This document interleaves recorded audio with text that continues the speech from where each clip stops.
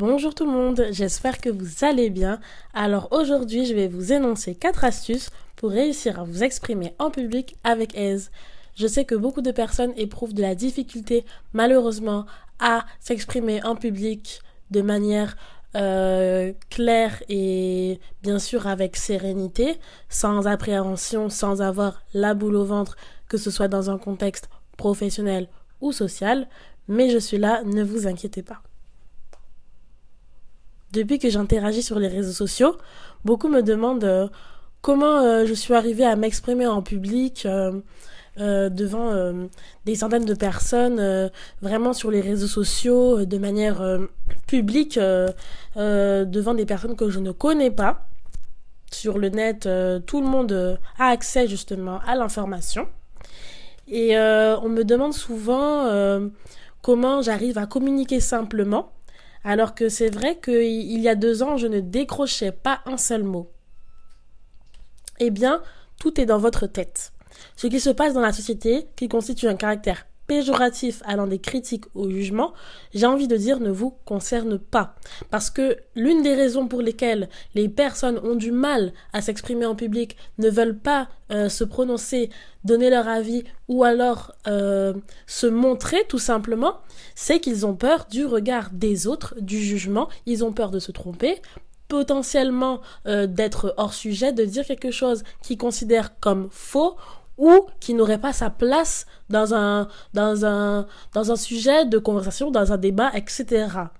Mais laissez-moi vous dire que lorsque l'entourage, que ce soit des personnes que vous connaissez ou pas, émet des remarques ultra nocives, grâce aux astuces que je vais vous donner, et surtout aux exercices que je vais proposer, vous allez pouvoir connaître votre profil. Donc vous ne vous sentirez plus concerné par ce que les autres disent de vous. Ça reste les autres et votre exercice consistera à vous améliorer sur la manière, le regard que vous aurez envers vous-même. Et donc l'exercice de la description de soi est un exercice que je vais présenter. C'est un exercice qui est important à réaliser, que j'incite quiconque à réaliser assez souvent pour justement s'entraîner.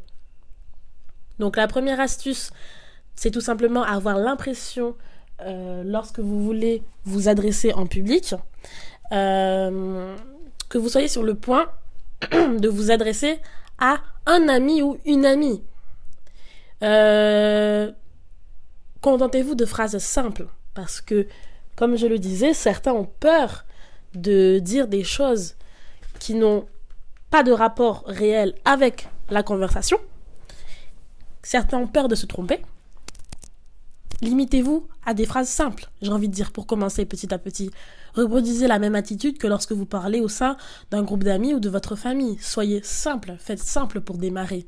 Avant de vouloir avoir une élocution parfaite, avant d'avoir ce profil éloquent, etc., limitez-vous à des phrases simples. Utilisez des termes que vous connaissez. Toujours. Surtout si vous souhaitez faire de nouvelles rencontres, soyez vous-même. Deuxième astuce, 1 personne sur 2 se dit timide. Alors, il y a de grandes chances que vous ne soyez pas la seule ou le seul à émettre de grands efforts pour vous exprimer au sein d'un groupe. C'est quelque chose qu'il faut avoir en tête, qui est très important. Concernant la 3e astuce, vous devez vous souvenir que lorsque vous vous sentez jugé, vous ne l'êtes pas forcément. On ne s'en rend pas forcément compte qu'on n'est pas jugé. Parce que au premier abord, on se dit « Ah, je dis n'importe quoi » ou « Je vais sortir quelque chose qui n'a rien à voir. » Donc, je serai jugé, ou alors tout simplement, même avant de parler, on se sent jugé, même avant de parler. Le mental, sachez qu'il nous joue parfois des tours, assez souvent. 4e astuce, si dans le pire des cas, vous faites vraiment face à une scène de jugement, parce que je parle du jugement parce que c'est ce qui revient le plus souvent, surtout par rapport à mes élèves en classe, comprenez que les personnes qui vous jugent ou qui semblent vous juger, si elles le font, ont sûrement été déjà jugées dans le passé et qu'elles sont susceptibles donc de reproduire ce qu'elles ont subi, surtout si elles ont été blessées.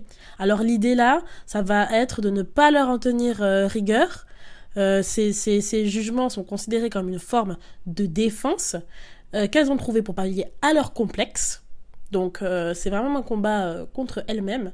Ce n'est en rien quelque chose qui va vous être personnel à vous.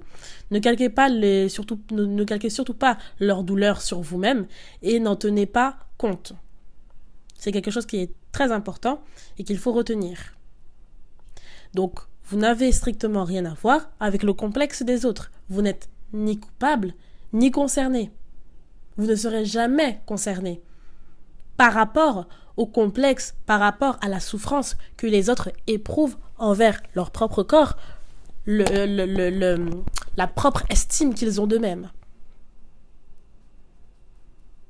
Donc j'espère que ces 4 astuces vont vous aider à aller plus loin justement dans cette prise de confiance, que ce soit par rapport à la prise de parole en public, si vous voulez en faire usage, en prendre possession dans un contexte social ou professionnel.